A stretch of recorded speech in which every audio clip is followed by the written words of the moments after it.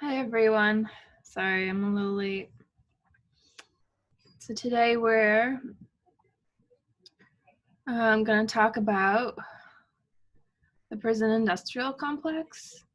I have just uploaded the activity for today. If you go to Canvas and April 16th.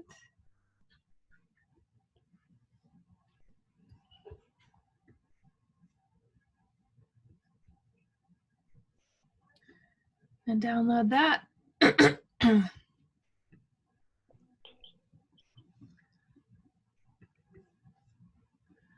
And I made Soleil co-host so she can present. And okay. Soleil, whenever you're ready. Okay, so I don't have like a PowerPoint presentation because my laptop's not working, so I'm on my iPad. So I took notes about what I watched last night. And basically what I got from the documentary that we watched was like at the beginning of it, it was more of like a history lesson. And it was going back on like the civil rights movement and like it's talking about slavery and segregation and all that.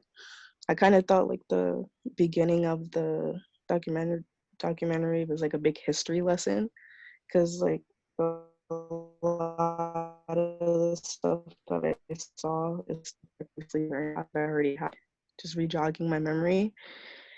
But then as we get into the documentary more, it starts to talk about how more and more African Americans are being put in prison. Mm-hmm. And I was not necessarily the right thing. Like, I understand if they committed a serious because we're just being put in prison to be put in prison. Because, like, prison wasn't really for rehabilitation. It was more for like getting money out of it. And also in this documentary, while it's talking about a lot of African Americans going to prison, it talks about many of the reasons why they went to prison. And one of the big reasons was like because there was a drug problem. And the presidents, instead of making it an economic problem, they made it a race issue. And they used the fears of Americans to put a lot of people in prison, which isn't right. And then also this documentary, like it went over a lot of cases that happened where there was like blatant racism towards Black people that were put in prison or that like were attacked, like for example Emmett Till, who was a teenage boy who allegedly whistled at a woman even though he didn't. He ended up getting brutally murdered, and it wasn't right. And like the guys that did it didn't even get any jail time from it. And his mother was a very strong lady. She had an open casket because she wanted to show people what they did to her son, and that was a very powerful thing because it let a lot of people know what was really going on, because a lot of people didn't know that there's blatant racism still out there. And then after like after watching like this film, I was like, I didn't realize like I realized that a lot of African Americans make up like the prison population, but I didn't know majority of the prison population is African Americans. I thought it was like that was well spread out on different races, but majority, like it said it in the film, that one in three African American males end up in prison. And I thought that was insane because when it comes to white men, it's like there's less of a chance of them ending up in prison. And then like I saw under like the recommended that you had the show When They See Us, which is about the Central Park Five. And I personally watched it and I thought it was crazy. Like that case just made me mad because the blatant racism that happened in it. Because when you watch the show, it was like yes, the boys were at the park and they were causing trouble, but there's no way they could have committed the crime because, like in the show, it talks about how the crime happened on one side of the park and they're on the other side of the park. I my personal belief is that they got they got put in prison. Well, not all of them got put in prison. Only one of them got put in actual prison. The rest of them went into detention centers. And I think that happened because, first of all, they're all minorities. They're either black and then one of them was Hispanic. And then I think they did that is because the cops, they just wanted to, they really didn't want to do their job.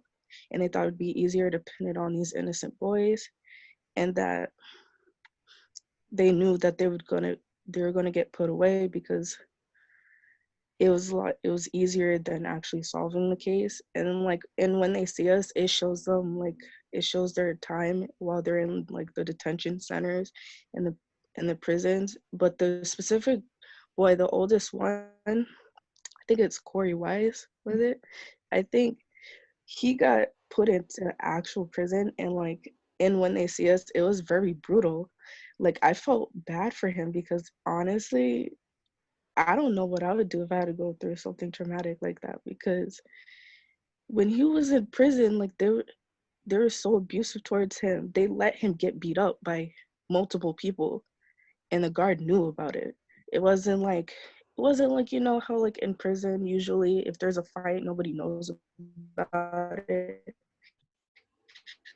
The guards about it and they just let it know that was right. But like, I thought it was like a good mini series because it showed some insight on like the case and like personal stuff that happened. And like, the one thing that shocked me about watching that show was when Corey Wise met the guy that actually committed the crime. I thought that was insane. Like, the cops didn't work hard enough, because if they really did work hard enough, they would have found the actual person that committed the assault, instead of putting all these innocent boys behind bars when they didn't need to. And and that's pretty much it. That's pretty much all I wanted to talk about, but I have a couple questions. um my first question um what is one thing that you learned about in the film? Was any of this stuff anything that you already knew?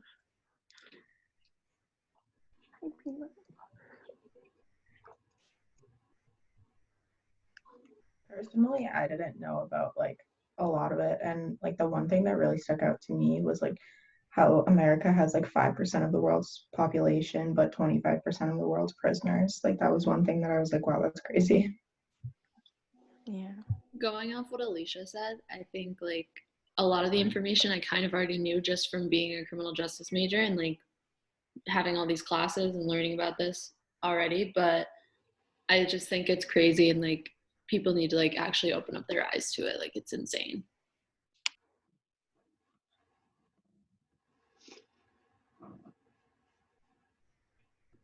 Anybody else?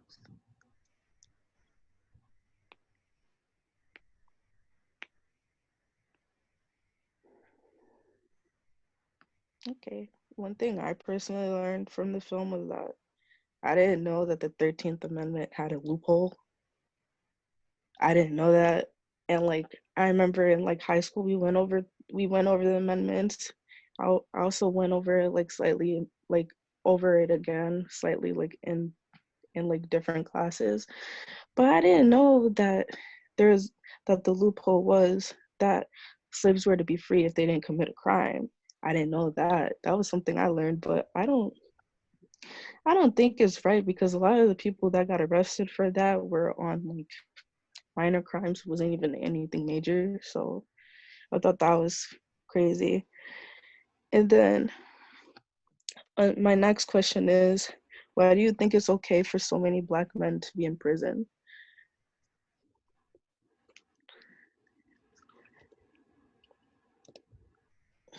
Did you say you think it's okay for so many Black men to be in prison? Is that I said, why do you think Like, do you think it's okay for so many Black men to be in prison? Okay. Yeah, that's like a really big question. I think it's like it has a lot of answers, and Right. I definitely don't think that that's okay. Like, I think that um it the fact that like Black men are the biggest or the most like at risk to be imprisoned in this country, while not surprising because like no duh, it's America. Like this country was built on the backs of slaves, so of course that's gonna be like how we operate, especially like when it comes to incarceration. um yeah, I just think that like as somebody who's like well aware of the way that this country like has disenfranchised the Black man since they brought them here, I think that it's like it's a given that Black men are going to be the like the main ones, are like the majority of the like imprisoned population in this country, and I don't think it's okay at all. Do I think that it's gonna change? No, I don't think that that's like a number that we're gonna see go down anytime soon, especially because the prison industrial complex is just like the prison system itself is, I mean, it's a business. Like, they gather in revenue from all of the inmates that they have and all the people that are being incarcerated. And if they can find people, um, if it's more easy to find people to bring into prison, then that's what they're going to do. And obviously, like, it's easy for people or of smaller thinking to be like, oh, this is what the Black man represents in this country. Let's bring the Black man down by trying to arrest them.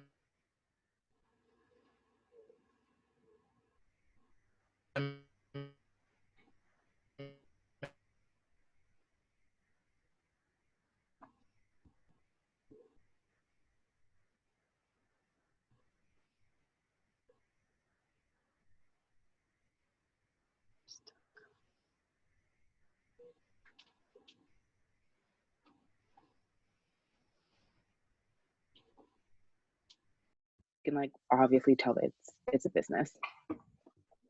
I think, yeah, it is more business run, but I think that a lot of prisons are trying to incorporate a lot of rehabilitation like classes for them, like inmates like trying to transition into the outside world. Like, I think there are a lot of things in place for them.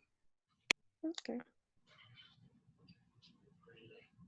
I mean, I honestly I don't really agree with that. Like, I'm not trying to step on your comment, Jenna, but I'm just saying that like if you look at prisons like in other countries, especially countries with like better economies than ours, their prisons, like, I don't know, just take for instance like Sweden, like their prisons are 100% rehabilitation centers. Like, and you can see that by like their crime rates, because when you are like, the very definition of rehabilitation is like that somebody who leaves like the prison system will be able to rejoin society and not turn back to like committing crime and be like rehabilitated, hence the name. And you never really see that a lot in America. In fact, the majority of like especially men that go to prison like will go back,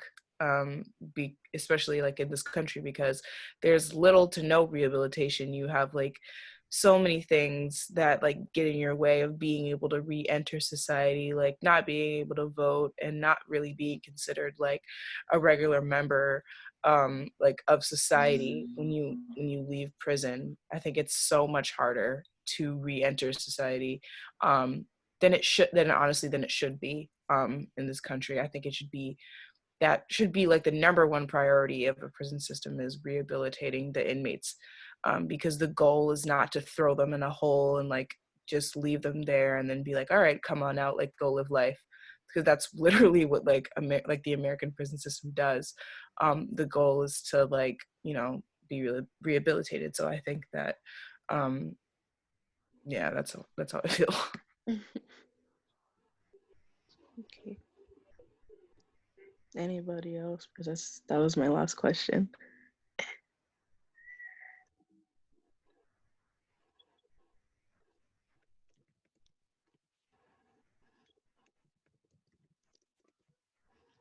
All right. Sounds good. Um, um, all right. So they talked briefly about the loophole in the 13th Amendment. What is the loophole?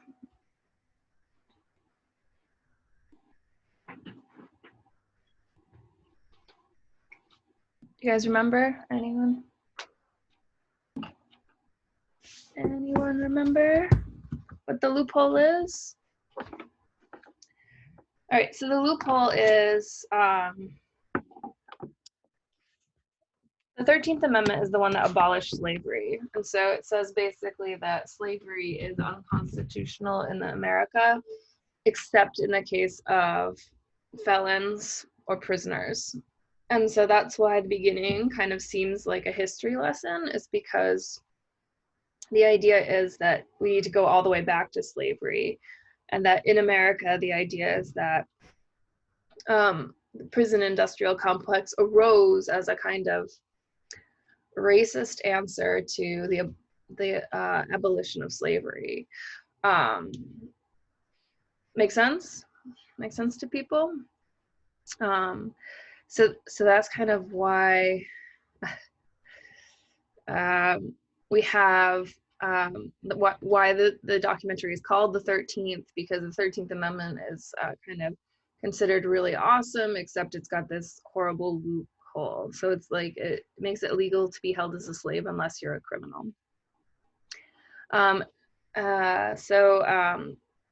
Do you guys see the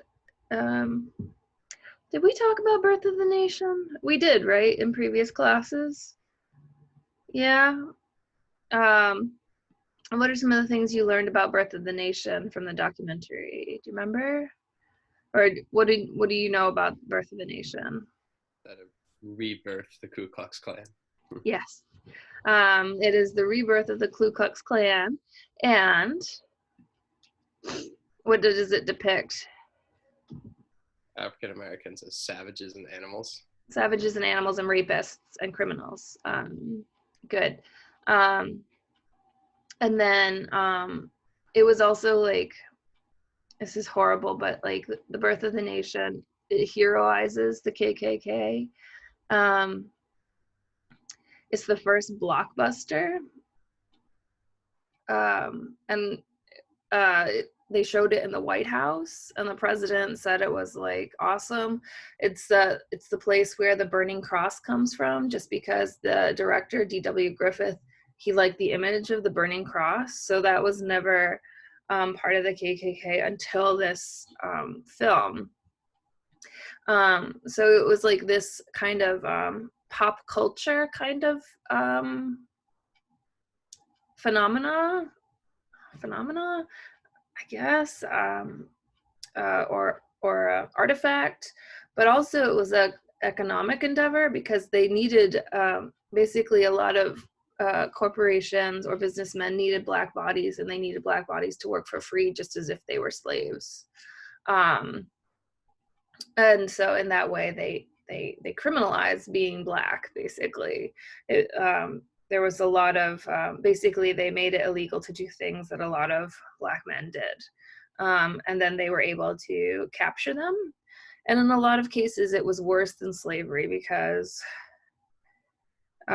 like not psychologically, but physically, it was worse than slavery, because can anyone guess why it might have been worse than slavery?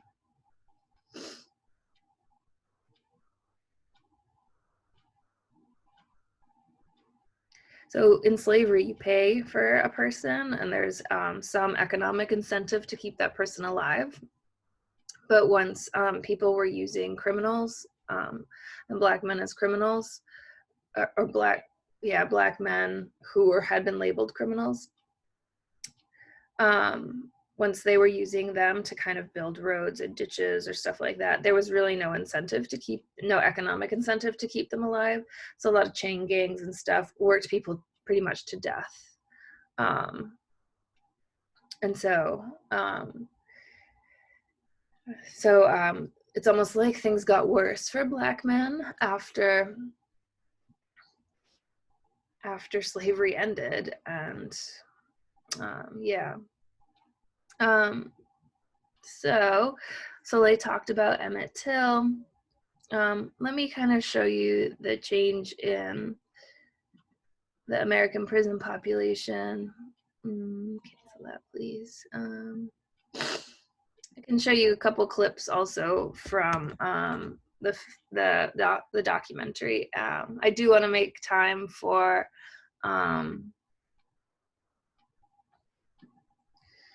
you guys to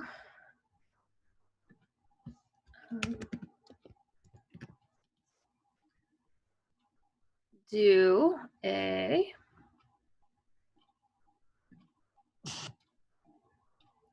an activity of group work, kind of about, all right, so let me just check and see my. The opposite of criminalization is human. Let's see, hold on one sec. Let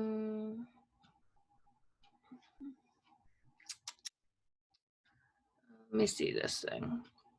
Come on, no. All right, so we talked about Birth of the Nation. American public loved it.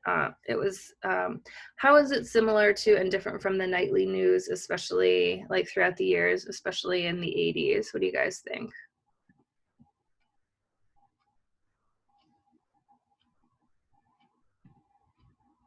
What was the question again, Professor? Yeah, so the idea is like Birth of the Nation. How is it similar? Like, it was kind of put out in the 1920s, but how is it similar to the nightly news, especially as it kind of went up through the 80s and stuff? I think it's all just like depicting or like criminalizing like black men, especially in the 80s when they had like, you know, the crack cocaine crisis and all that. And that was like one of the ways that they criminalized like the black men. Like that's really all it was, the Birth of the Nation, like a Birth of the Nation or whatever. It was like basically like a propaganda film that was like nationwide, and it basically just, I mean, wow, like basically it's like pushing the rebirth of the KKK on the premise that the black man is dangerous and the KKK can protect you from the black man. And exactly, like that's what was basically like depicted, especially like in news in the 80s, was just like all this crime that was centered around the poor black community. And the media always focused on it. So like in a lot of ways, like the nightly news always showed like these horrible instances of crime, but it disproportionately focused on crime committed by poor black men of color, right? Right. And so like a lot of the white collar crimes that were like more damaging to the economy weren't focused on or weren't reported in the same way. And like one example of that is like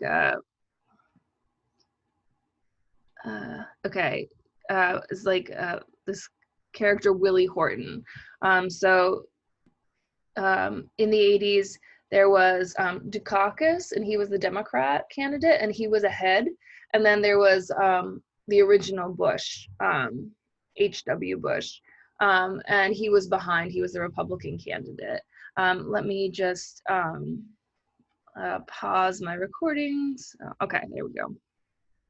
All right, ready? Vetoed an effort to repeal it, and that he favored letting murderers out on the weekend. That Dukakis had a double-digit lead over Bush before the campaign focused on Willie Horton, and after that, Bush overtook Dukakis and won the election. Which candidate for president can you really count on to be tough on crime? George Bush. Bush won the election by creating fear around black men as criminal without saying that's what he was doing. A very racially, divisive.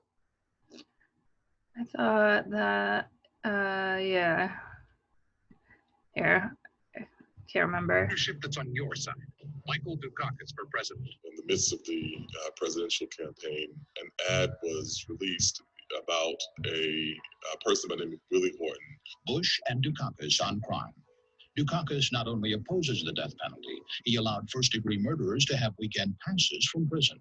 One was Willie Horton. Oh. This became a focal point. Oh, my screen share is paused. Hold on. Resume share. What I wanted to do was, no, not that. Sorry.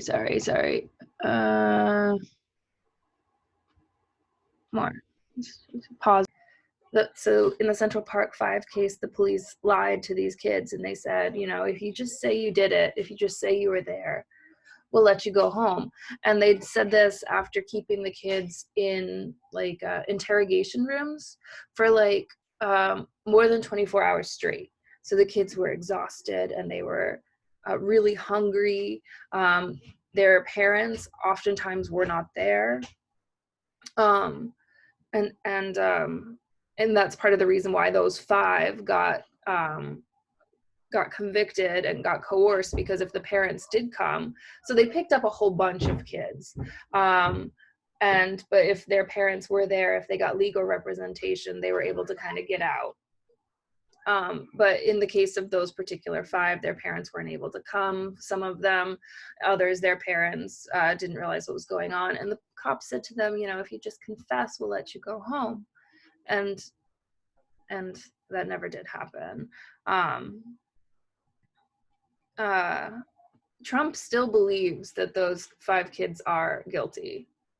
He came out, just recently as 2014, 15, and said that they should still be in prison, which is typical of Trump, right? Can't admit ever that he was wrong. But that's really scary, that he kind of still believes this.